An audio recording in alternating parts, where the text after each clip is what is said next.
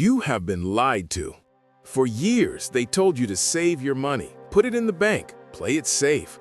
But here is the brutal truth. Savers are losers.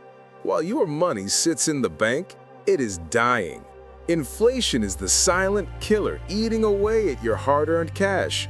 If the bank pays you 1% interest, but inflation is at 5%, you are not saving. You are losing 4% of your wealth every single year.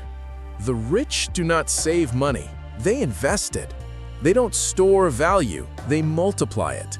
Instead of letting your money sleep, make it work for you. Put it into assets, stocks, real estate, or your own business.